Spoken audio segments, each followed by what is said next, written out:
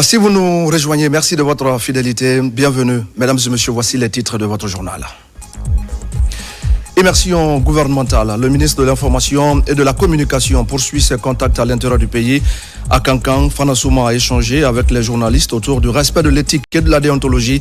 Nous serons sur place dès le début de cette édition d'information. Soulagement pour plusieurs enfants souffrant de problèmes auditifs et oculaires. Ils vont poursuivre leur traitement au Maroc. Les tickets de voyage sont remis à leurs parents grâce aux efforts de l'hôpital d'Onka. Et enfin, un grand événement littéraire en perspective. La 5e édition du Salon de la lecture s'ouvre demain à Conakry. L'initiative est de qualifier le niveau des élèves guinéens. Les organisateurs étaient ce week-end face à la presse pour expliquer la portée de cet événement. Voilà pour le sommaire. Bonsoir à tous. Le ministre de l'Information et de la Communication poursuit donc sa série de visites au sein des médias de l'arrière-pays. Après la région de Farana, Fana Souma est à Kankan pour la même cause. Il s'agit de recueillir les préoccupations des journalistes pour relever ensemble plusieurs défis en matière de traitement et de diffusion des informations. Diamo Kaba est sur place. En immersion gouvernementale à Kankan, le ministre de l'Information et de la Communication commence par l'une de ses priorités. Pour Fana Souma, la nécessité d'aller à la rencontre des hommes de médias est un principe pour bien baliser les mesures phares à prendre en compte pour plus de professionnalisme. De la radio Nourdine FM en passant par la maison régionale de la presse, le ministre des médias a observé les conditions de travail.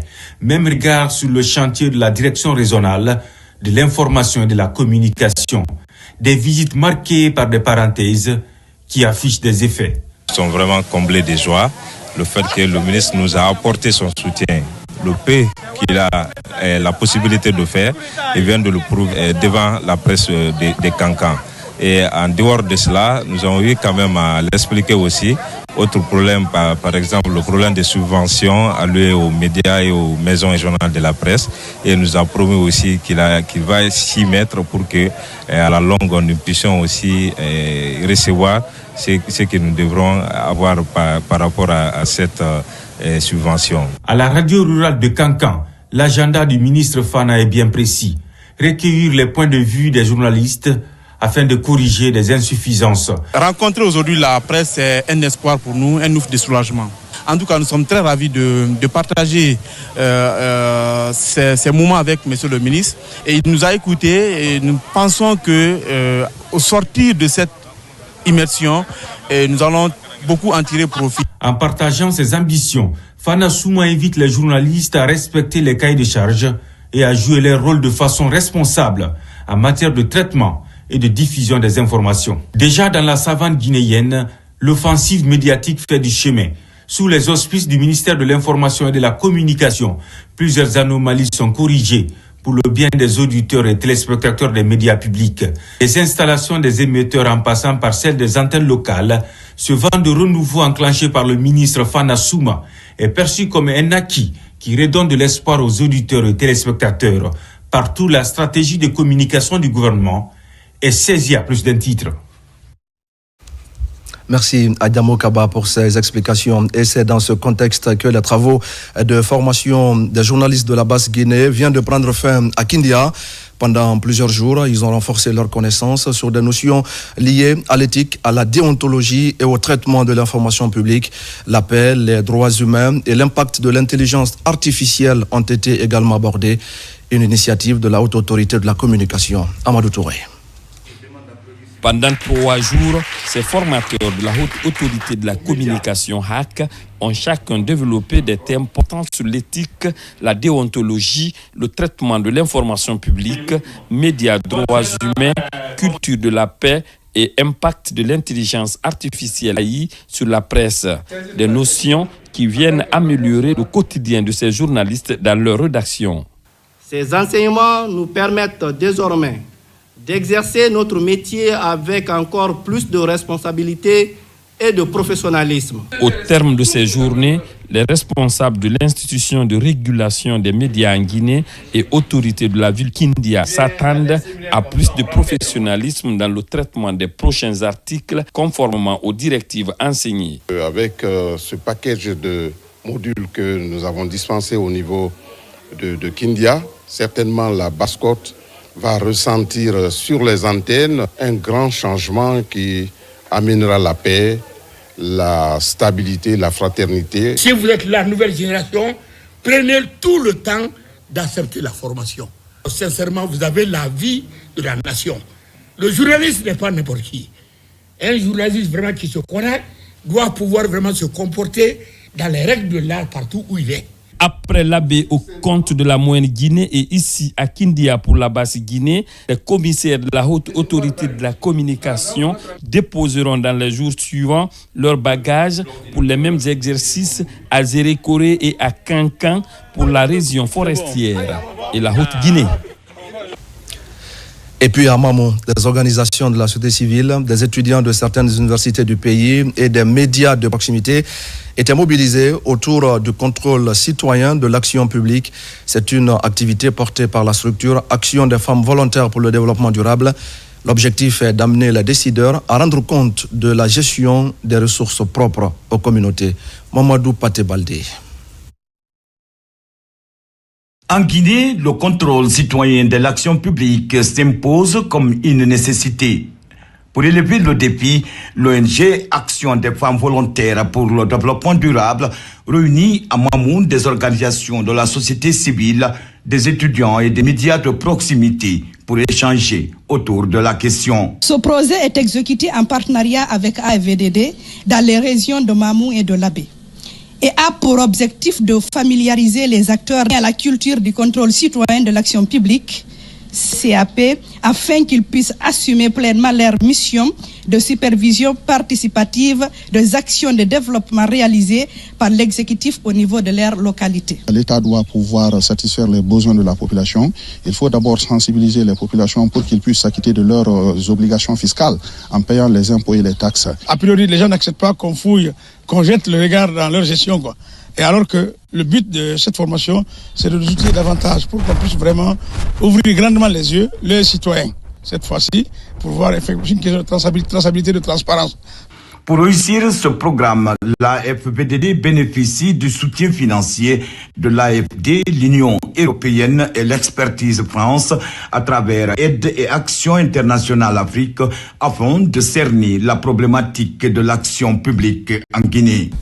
Nous fondons l'espoir qu'au terme de cette formation, que vous serez plus à mesure de faire passer des messages clés et des sensibilisations positives pour améliorer la bonne gouvernance locale. Des thèmes comme les domaines et la phase des conduites sur le contrôle citoyen de l'action publique ont été débattus durant cette rencontre de 3 jours à Mamou. Ici à Conakry, c'est la faculté des sciences juridiques et politiques de l'Université générale Lansana Conté de Sofonia qui vient d'accueillir plusieurs nouveaux docteurs. Au nombre de 14, ces enseignants-chercheurs ont validé leur doctorat dans les universités sénégalaises et françaises. Ils comptent désormais apporter de nouvelles expériences au sein de cette institution d'enseignement supérieur de notre pays. C'est un reportage de Bakary Bamba-Kondé. Dans une ambiance empreinte de fierté et d'émotion, l'Université générale Lansana Conté de Sofonia a organisé une cérémonie officielle pour accueillir ses 14 nouveaux docteurs en sciences juridiques et politiques. Cet événement souligne les efforts individuels des récipiendaires, mais également l'engagement de l'institution envers l'excellence académique et la recherche. Aujourd'hui, ici, nous voyons au-delà des anciens docteurs qui sont déjà en activité, que l'université accueille aujourd'hui 14 de ces nouveaux docteurs. On peut considérer ça comme étant une révolution scientifique à la faculté des sciences juridiques de l'Université Lansana Conté de Sofonia. Les nouveaux docteurs ont partagé leur parcours, leurs défis surmontés et leurs projets futurs. Nous allons continuer à enseigner, nous allons continuer à écrire, des écrits de toutes sortes, particulièrement des articles, pour montrer à la fois au pouvoir public, au monde universitaire et à tout un chacun que la pratique, c'est effectivement le travail à faire, mais la pratique, c'est fait sur des théories, sur des connaissances. Les thèmes développés sont des thèmes porteurs, c'est des thèmes qui sont au centre des préoccupations nationales et internationales. Je pense que ça, c'est à l'actif de nos enseignants-chercheurs et nos étudiants vont bénéficier largement de ces recherches doctorales. En les intégrant dans sa communauté, l'Université Jeune Lansana Conté de Sofonia renforce son engagement envers la recherche et le développement intellectuel. Ces nouveaux docteurs sont désormais prêts à relever les défis du monde académique et à faire avancer le savoir dans leurs domaines respectifs. On va rester encore un peu au ministère de l'Enseignement supérieur qui s'engage dans la promotion de l'innovation. À l'université de Zérékoré, par exemple, un espace numérique de travail est inauguré en marge de l'immersion gouvernementale. Aujourd'hui, la première cohorte d'enseignants-chercheurs est en train de se familiariser avec cet outil de travail. Là, c'est Kamisoko.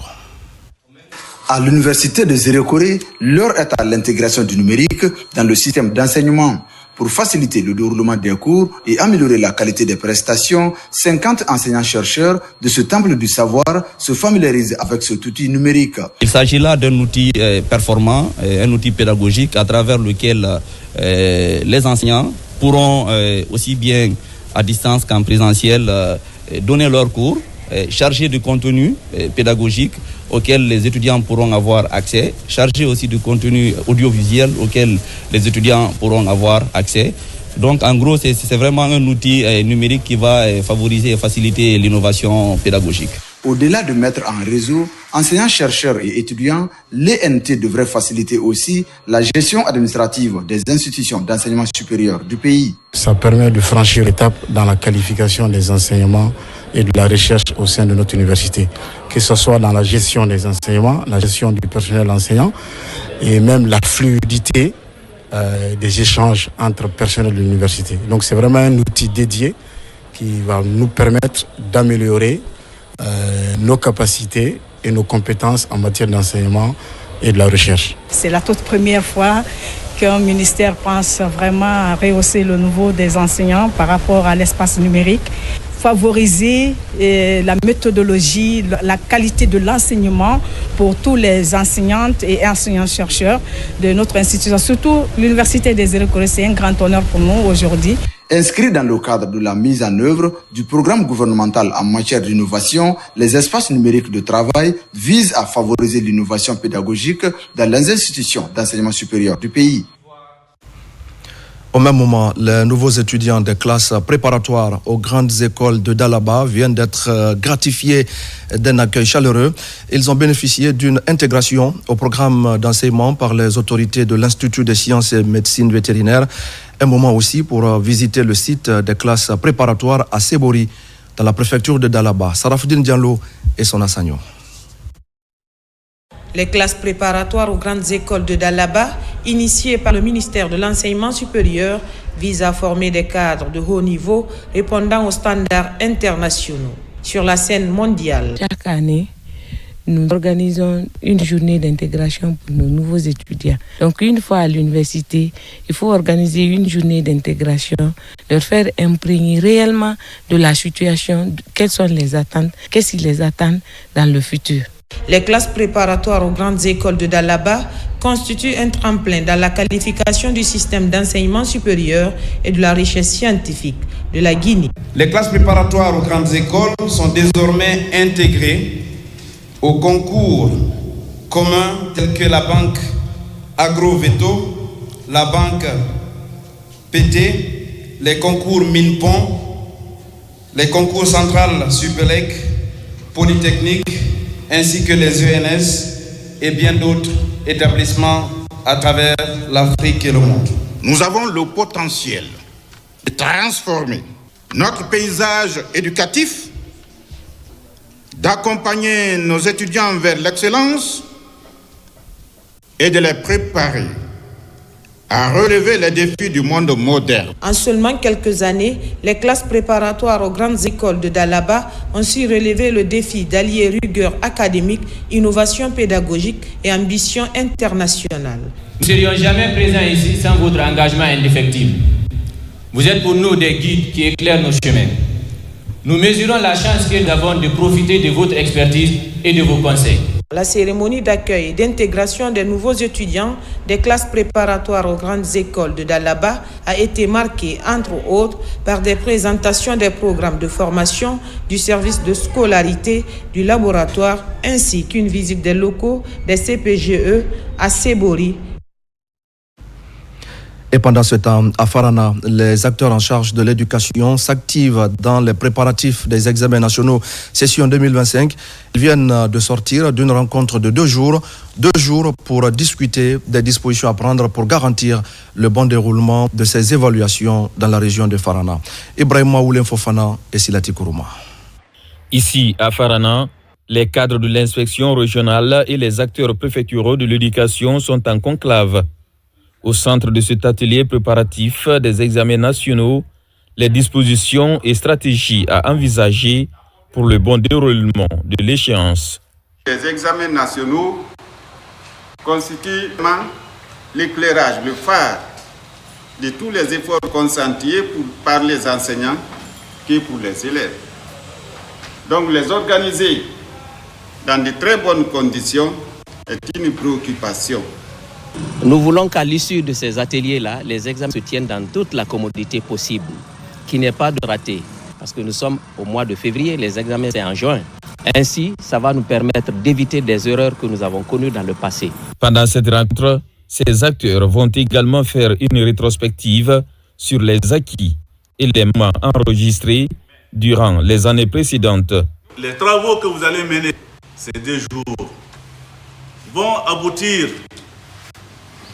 à des recommandations pertinentes qui seront prises en compte au niveau national. Qu'on dise que les recommandations de Farana ont été aussi pertinentes que ça a dominé le rapport au niveau national. C'est ce que nous souhaitons. Les thématiques abordées, ce sont les dysfonctionnements enregistrés au cours de la session des examens 2024. C'était le premier thème. Le deuxième thème, c'était d'élaborer des termes de référence pour la démultiplication au niveau préfectoral. Au retour dans nos directions respectives, surtout à Kissidougou, l'engagement pris, c'est de restituer à toutes les structures déconcentrées à la base. Ces acteurs impliqués dans le processus ont bénéficié des enseignements sur des stratégies à mettre en place afin de pouvoir répondre aux attentes des autorités en charge de l'enseignement préuniversitaire. Dans le reste de l'actualité, l'évaluation des contrats de performance pour l'exercice 2024 a pris fin sur une note d'espoir. C'est un exercice qui aura permis à la Commission d'examiner les résultats en termes d'exécution physique et financière des programmes ayant bénéficié de financement des partenaires. Mamadi Gassama et Abakar Djabi. La session d'évaluation des contrats de performance des unités de gestion des projets pour l'exercice 2024 arrive à terme. Après 2 semaines d'intenses travaux, il était question pour les coordinateurs des projets de passer en revue les résultats obtenus en termes d'exécution physique et financière des projets et programmes bénéficiant du financement des différents bailleurs. Aujourd'hui, nous avons l'opportunité de se rencontrer 2 fois dans l'année, de dresser le bilan, de faire l'état des lieux et aussi d'identifier ensemble qu'est-ce qui va, qu'est-ce qui ne va pas. Cette année, la particularité est que sur instruction de M. le Président, nous avons pu mettre en place un système digital qui nous a permis cette fois-ci d'améliorer notre outil de travail. Comme vous le savez, l'année passée, on était sous papier. Aujourd'hui, tous les membres du comité étaient munis d'une tablette à travers laquelle les évaluations se font. Une 60aine de projets d'investissement a été évaluée par le comité de suivi et d'évaluation conformément au respect des principes de redevabilité. La présente séance marque la fin de la session d'évaluation de la performance des unités de gestion des projets sur l'exercice 2024. Il a consisté à passer en revue les activités mises en œuvre, mais aussi de regarder le niveau d'attente des critères sur lesquels des indicateurs sont adossés. Mais il a aussi surtout permis à l'équipe que nous constituons d'identifier les défis, les contraintes auxquelles ces projets sont confrontés. La prochaine étape consistera à la signature des contrats de performance pour l'exercice 2025 prévu le 7 mars prochain. Et puis, mesdames et messieurs, ce sujet qui vient tout juste de nous parvenir, la mission de travail conduite par le ministre secrétaire général de la présidence de la République poursuit ses consultations à Munich, en Allemagne. La délégation a eu plusieurs rencontres sur des sujets aussi divers que la sécurité, le processus de refondation en cours ou encore la santé et les mines. Général Amara Kamara a expliqué aux personnes rencontrées la vision du chef de l'État sur chacune des problématiques abordées. La synthèse des audiences avec Oumar Bari, Alia Kamara et Fernand Goumou. Au sommet de Munich, les questions et rencontres sur la sécurité sont des priorités absolues. La délégation guinéenne, conduite par le général Amara Kamara, n'a pas dérogé à cette règle.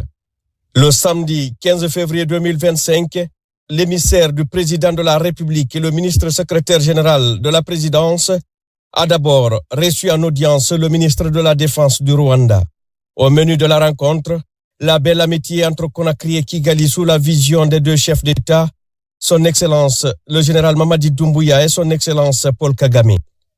Les deux délégations ont surfé sur la belle histoire de fraternité entre ces deux leaders en évoquant des questions de renforcement de la coopération militaire. Le général Amara Kamara à ses côtés, le ministre des Affaires étrangères, Dr Morissanda Kouyaté, et le commandant du groupement des forces spéciales a ensuite reçu dans la foulée le ministre mauritanien de la Défense. Avec M. Hanana Ould Sidi, les échanges ont également porté sur la dynamisation de la coopération entre les deux États membres de l'OMVS, l'Organisation pour la mise en valeur du fleuve Sénégal, sur le plan de la sécurité. Les deux parties ont aussi évoqué des questions purement diplomatiques et se proposant d'élever, sous la directive de leurs présidents respectifs, le niveau de représentativité à travers des ambassades. En début d'après-midi, le ministre secrétaire général de la présidence a échangé avec M. Javier Colomina, secrétaire général de l'OTAN, l'organisation du traité de l'Atlantique Nord. L'OTAN souhaite engager des réflexions profondes avec la Guinée sur des sujets essentiels comme la sécurité dans la sous-région. Le général Amara Kamara a écouté et noté les propositions faites dans ce sujet. Il a rappelé que la sécurité est une question fondamentale pour le chef de l'État, son Excellence le général Mamadi Doumbouya, et qu'elle doit être abordée de façon mûrie et pragmatique. Outre les questions de défense et de sécurité, la délégation guinéenne a aussi été invitée à faire l'état des lieux du processus de refondation en cours. Un exercice dont s'est acquitté avec humilité le ministre secrétaire général de la présidence au cours d'une audience avec le docteur Jessen Flashbart, secrétaire d'État au ministère allemand de la coopération. La Guinée est dans une dynamique positive et 2025 est une année électorale. Des progrès salués par la partie allemande qui a également montré un intérêt particulier pour le programme Simandou 2040. L'Allemagne, première puissance économique d'Europe, salue la vision et le leadership de son Excellence le général Mamadi Doumbouya, président de la République dans la conduite de ce programme. Sur un autre registre, les émissaires du chef de l'État au sommet de Munich ont échangé avec une délégation de l'Organisation mondiale de la santé. Au menu de l'entretien, le renforcement des relations entre cette institution et la République de Guinée. Plusieurs secteurs sont ciblés, notamment l'amélioration de la couverture vaccinale. Je suis heureux de l'engagement du gouvernement et particulièrement de son Excellence le général Mamadi Doumbouya. Heureux d'entendre l'engagement de faire vacciner tous les enfants. Les enfants sont l'avenir de notre pays. Investir dans ces enfants, c'est investir dans notre pays. L'OMS va continuer de soutenir la République de Guinée pour que le système de santé s'améliore encore plus. Cette journée marathon a pris fin par une rencontre avec M. Paul Richard Gallagher, ministre des Affaires étrangères du Saint-Siège.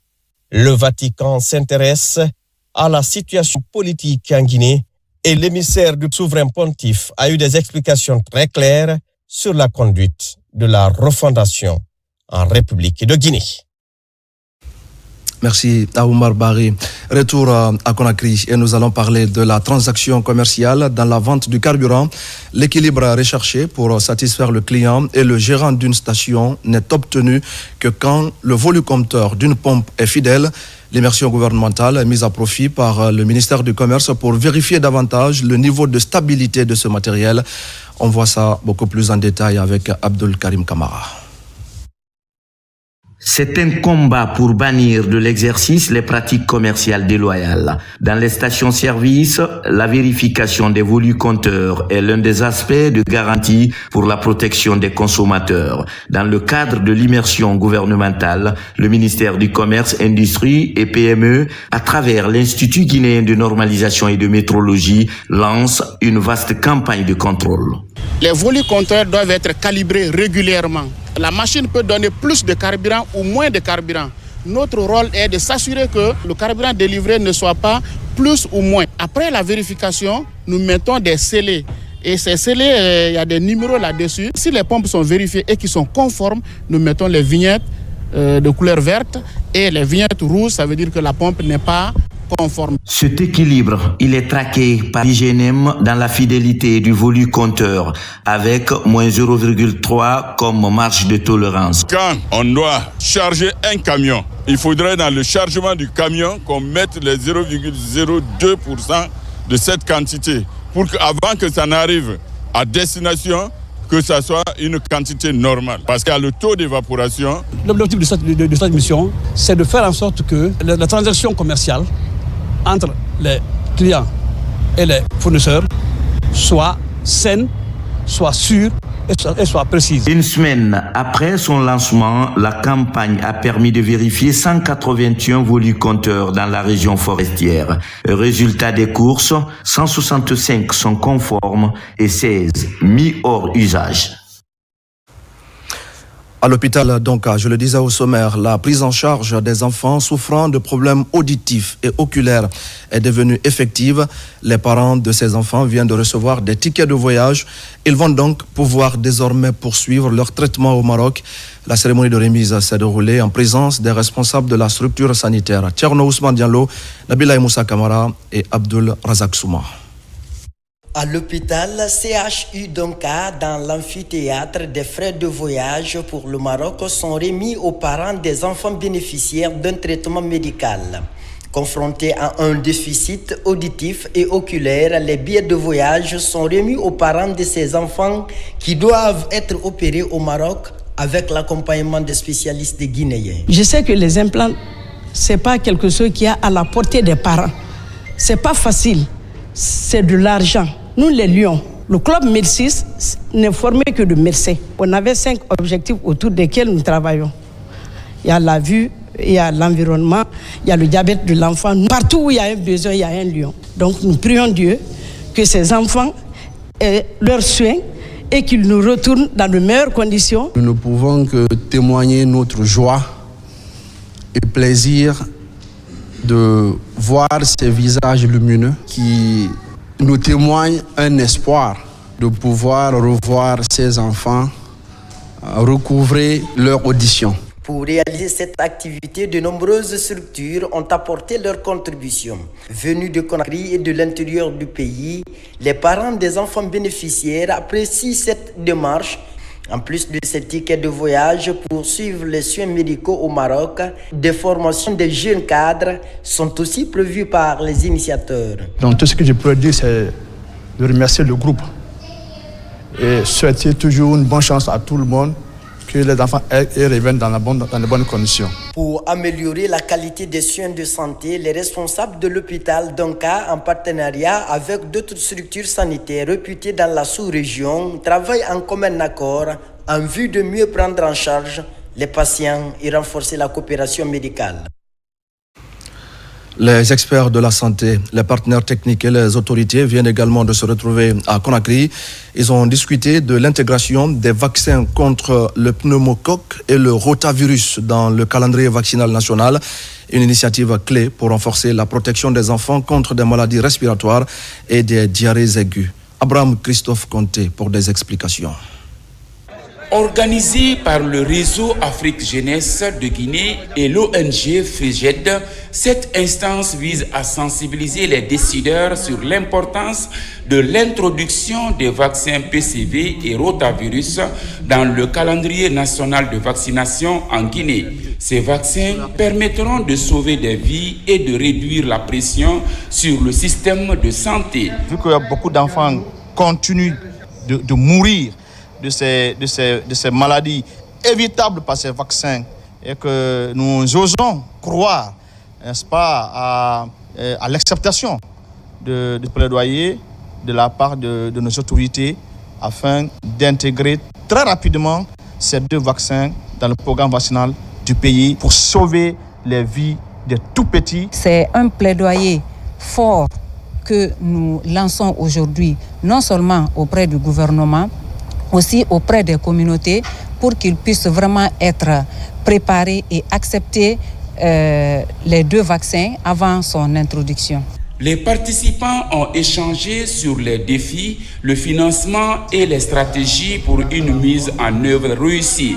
As we know, dans tous les pays, la priorité d'abord c'est la santé.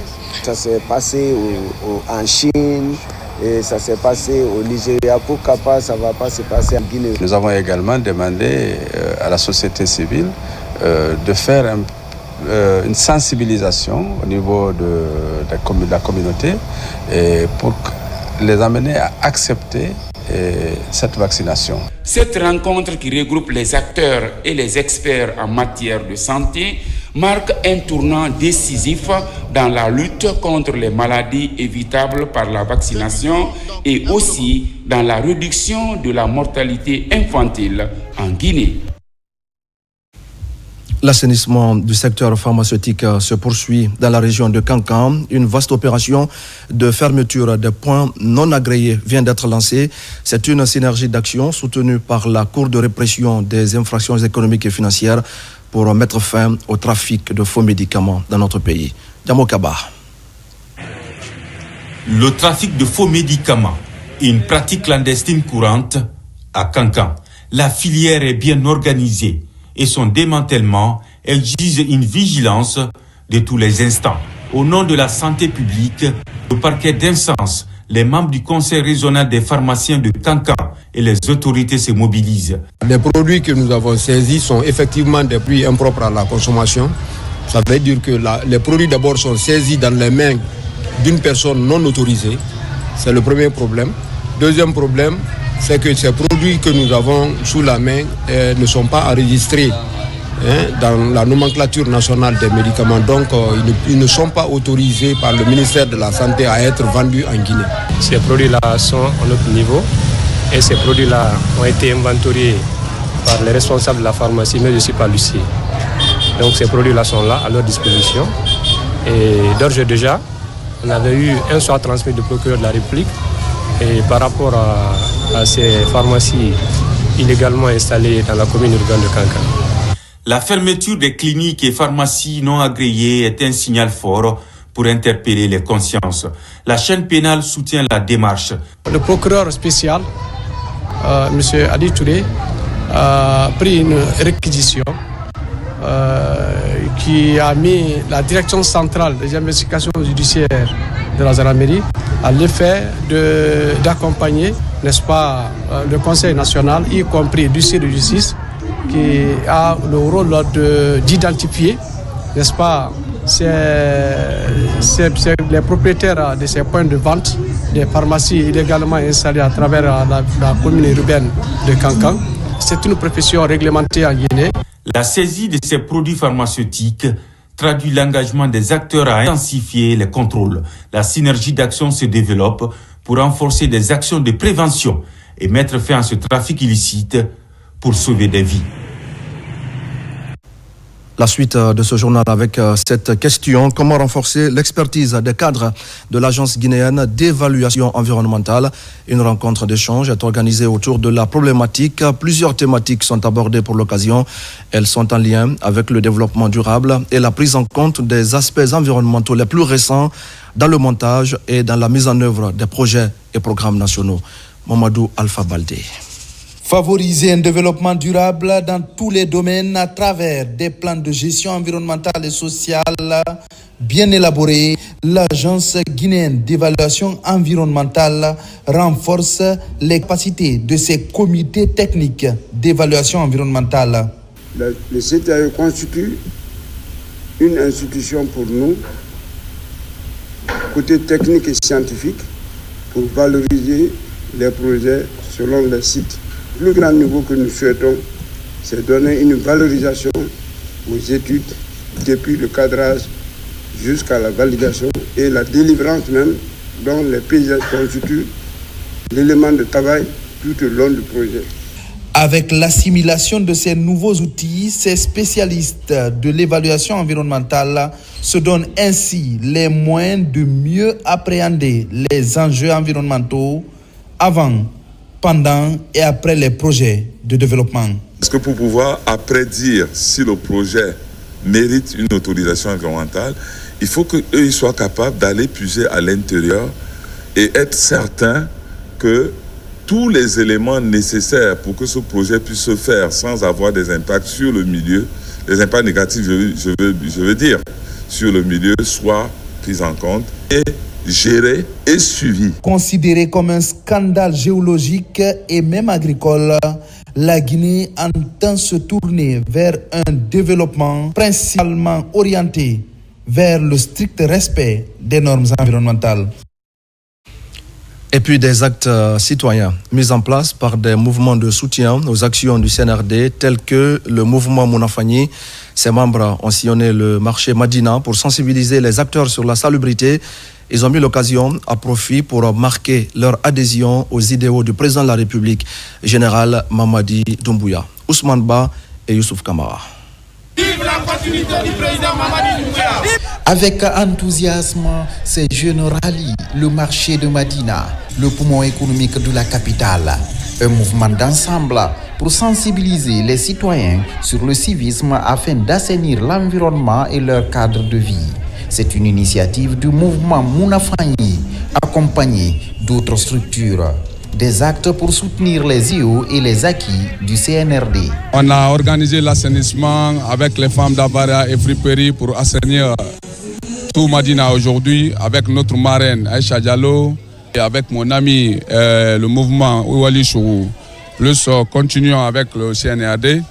Donc nous sommes là pour accompagner le président de la République qui n'est ni de la propagande mais par conviction. Mounafani, c'est un mouvement vraiment qui a montré un acte très salutaire, également de civisme, afin que tous les citoyens soient dans l'esprit. Main dans la main pour un front commun, afin de marquer leur adhésion totale à l'esprit civique des autorités guinéennes, avec à la tête le général Mamadi Doumbouya. En tant qu'un citoyen modèle, il faut toujours apporter un plus au développement de sa nation. Nous voulons la continuité du président Mamadi Doumbouya.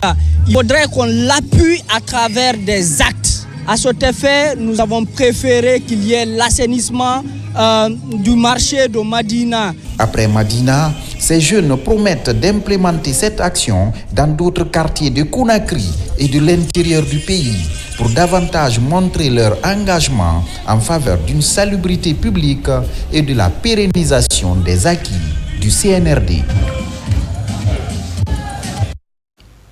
Et c'est parti pour la deuxième édition du tournoi d'assainissement initié par l'ONG Nouvelle Vision pour le Progrès. Et cette édition se joue à Kaloum, entre 11 quartiers. Et le quartier le plus propre va remporter une cagnotte de 100 millions de francs guinéens. Les détails avec Abakar Junior Kamara. Ce carnaval géant donne le coup d'envoi de la deuxième édition du tournoi d'assainissement entre les 11 quartiers de la commune de Kaloum. Le projet est porté par l'ONG Nouvelle Vision pour le Progrès. Nous entamons notre deuxième édition après la première à Taouya, après avoir opposé les 6 secteurs. Et aujourd'hui, nous sommes dans la commune de Kaloum. On oppose les 11 quartiers.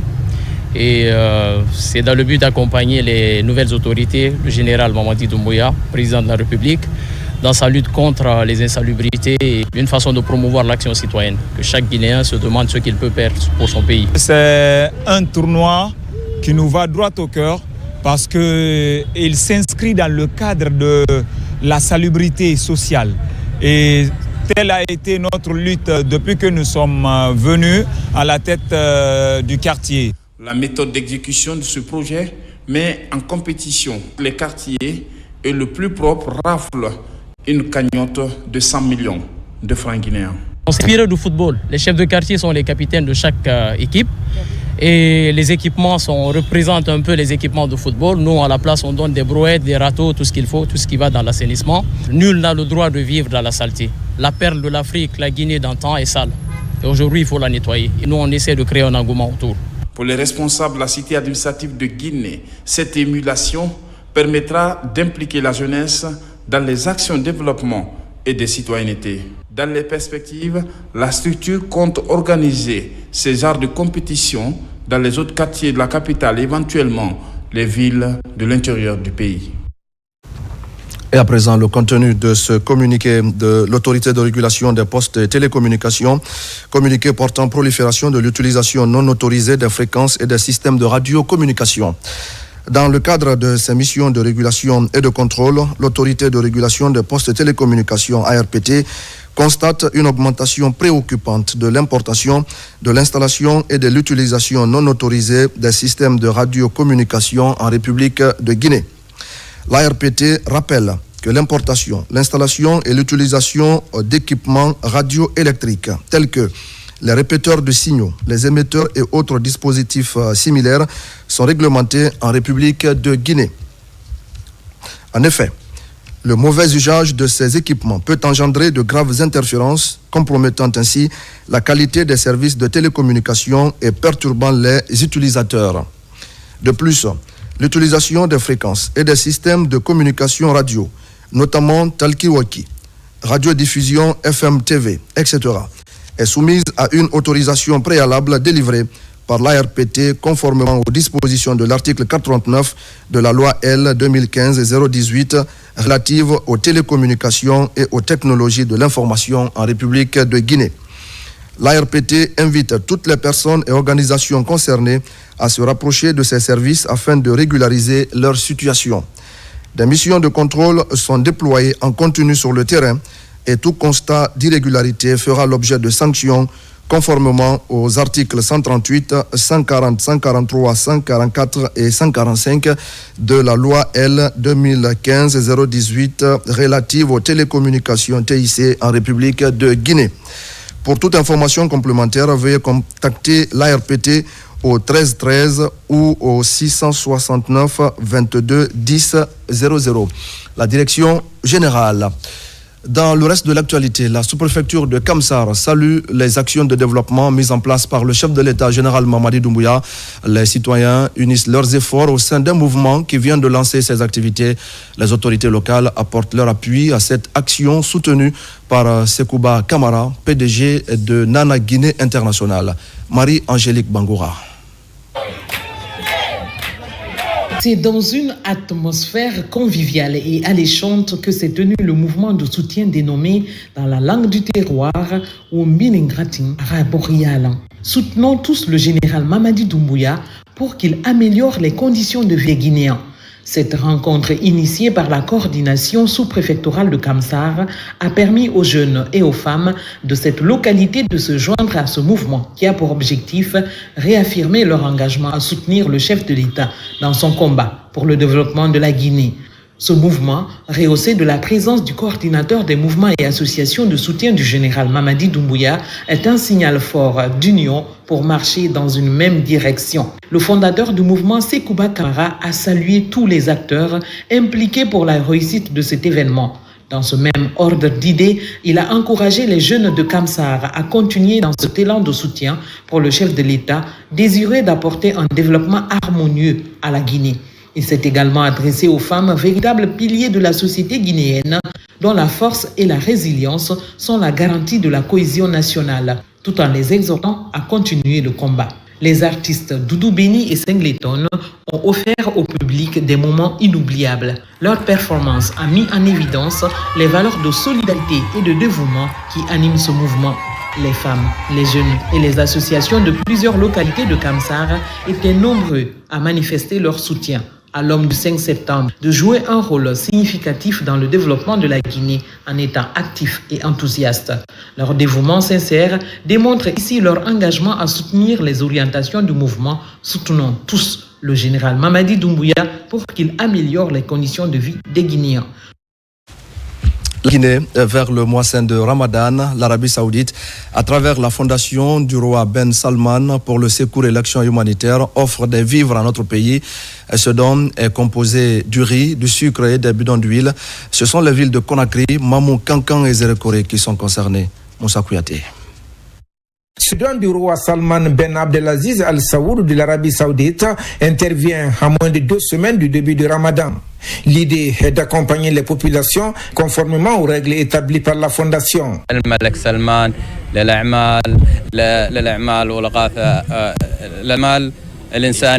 C'est un projet qui est initié par le centre du roi Salman pour l'action humanitaire. Donc, qui vise 7500 individus qui pourraient être bénéficiaires de ça. Donc, ce projet aussi bénéficie du soutien du roi Salman Ben Abdelaziz Al Saoud et aussi du prince héritier Mohamed Ben Salman. Donc, ce projet est destiné aux familles nécessiteuses en République de Guinée de la part du Royaume d'Arabie Saoudite. La fondation du roi Ben Salman a toujours accompagné la Guinée à l'approche du mois saint du Ramadan. Une satisfaction pour les bénéficiaires. Nous sommes à l'approche du Ramadan. C'est leur habitude, c'est la 3e fois qu'il envoie ces dons. Cette fois-ci, c'est 7000 sacs de riz qui vont répartir. Ce n'est pas seulement à Conakry. Mais il y aura aujourd'hui 1000 à Conakry ici. Il y aura pour Mamou et Kankan et Zérekore. Et remerciement au roi Salman pour ces dons. Et pour tout ce qu'ils font pour la Guinée et tous les musulmans. Ce dont témoigne donc des bonnes relations qui existent entre Conakry et Riyad. Promotion féminine à présent, plusieurs jeunes filles et femmes de Conakry viennent de tirer profit des parcours des modèles de réussite. C'est à l'occasion d'un panel animé par 3 femmes entrepreneurs que des exemples de succès ont été expliqués et montrés à cette couche féminine. La suite avec Adama Elza Traoré et Marwan Kamara. Cet espace d'échange éducatif est créé pour montrer des exemples de succès de la couche féminine et encourager les initiatives de création d'emplois des jeunes filles et femmes. Il est animé par 3 femmes modèles de réussite de la capitale. Elles partagent leurs expériences professionnelles, façon d'attirer des jeunes filles vers l'entrepreneuriat féminin. L'initiative est portée par Women Empowerment Up.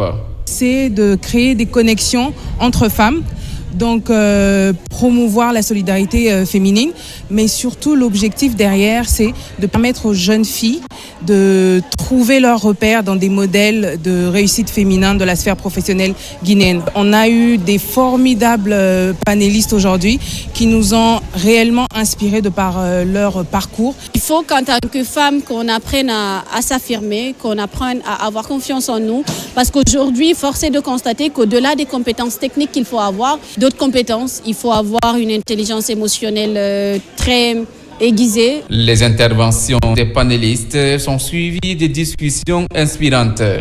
Une occasion pour les participantes de se ressourcer et de tirer profit des parcours des aînés et aussi avoir une vision féminine dans le monde professionnel.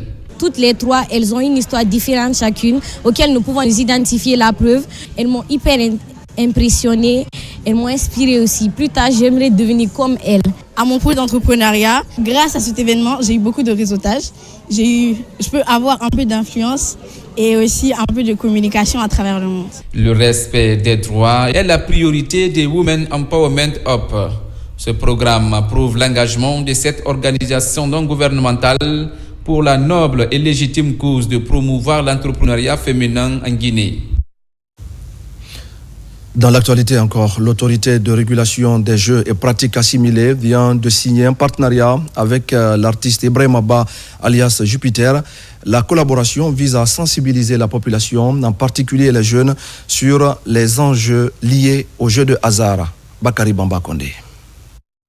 La signature de cette convention d'une durée d'1 an renouvelable a eu lieu dans les locaux de régulation des jeux et pratiques assimilés ARS-JPA à Kaloum en présence du directeur général Mamoudou Cissé et de l'artiste Jupiter.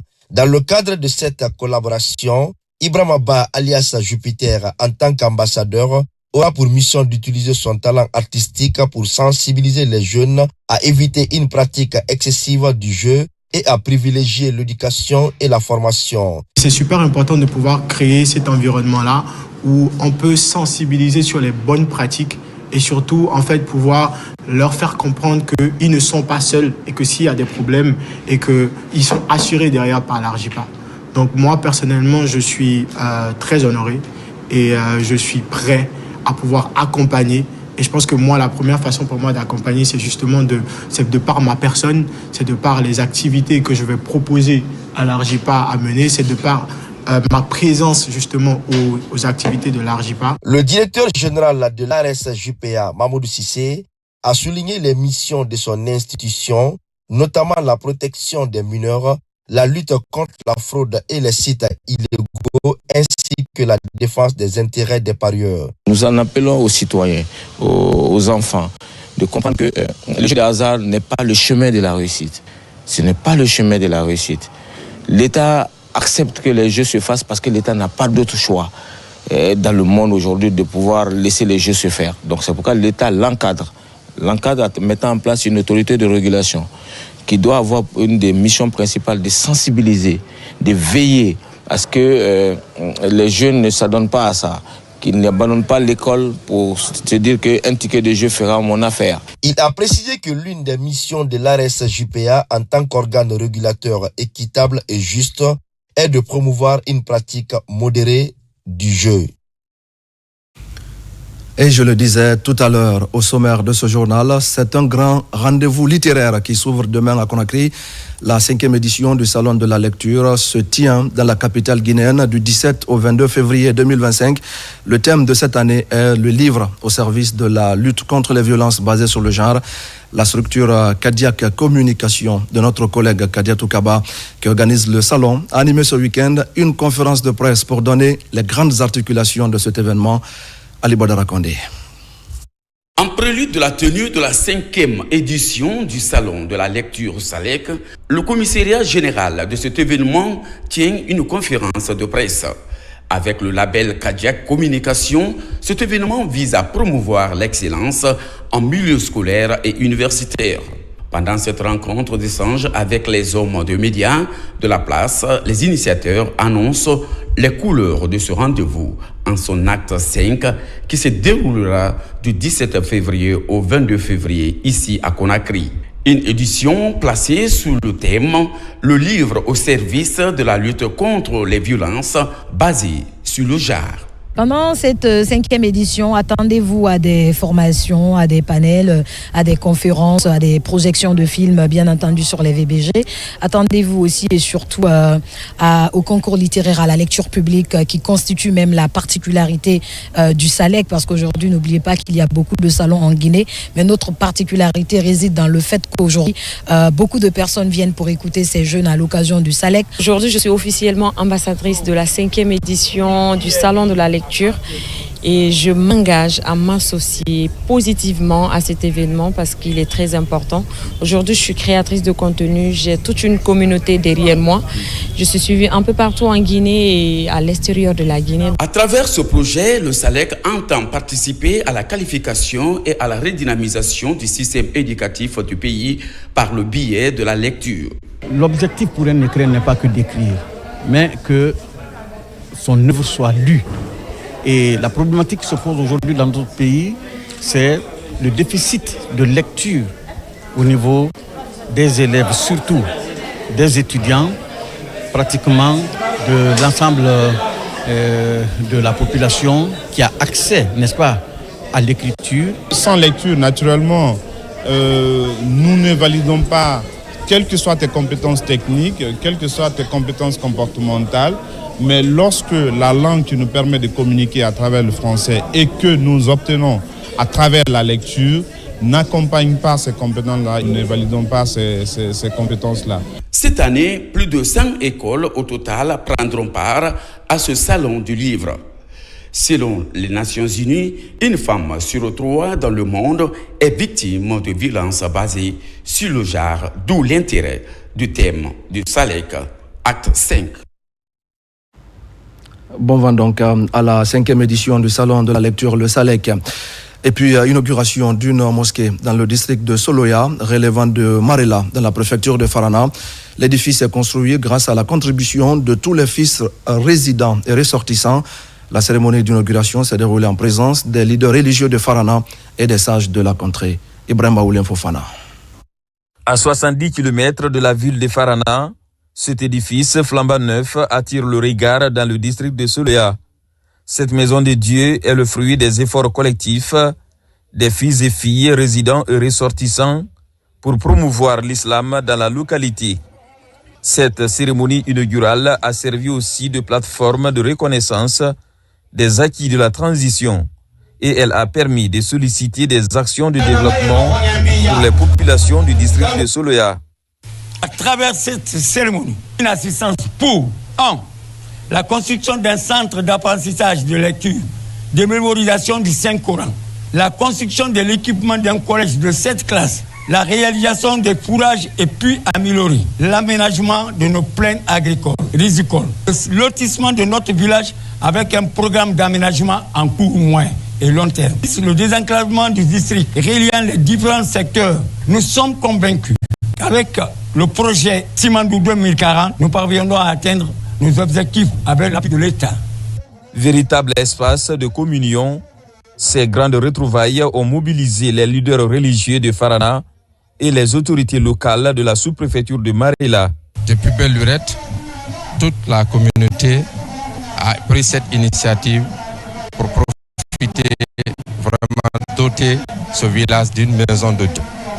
Et c'est l'ensemble des contributions de toutes les personnes de bonne volonté, particulièrement ici, les fils et ressortissants de Soloya. C'est des pailles qu'on est allé couper pour revendre afin de commencer les premiers travaux de construction de cette mosquée. Tous les clans ont cotisé. Après, les jeunes sont partis cultiver pour les gens, pour avoir leur contribution. Ensuite, les ressortissants ont aussi contribué. Tous les travaux qu'on réalise aujourd'hui, c'est sous l'autorité du chef de l'État, général Mamadi Doumbouya. Nous remercions tous ceux qui sont venus. Vous n'êtes pas là à cause de l'argent, mais plutôt pour l'amour de l'islam. Après la coupe du cordon inaugural ce vendredi, cette nouvelle mosquée a abrité son sermon dirigé par le grand imam de Farana.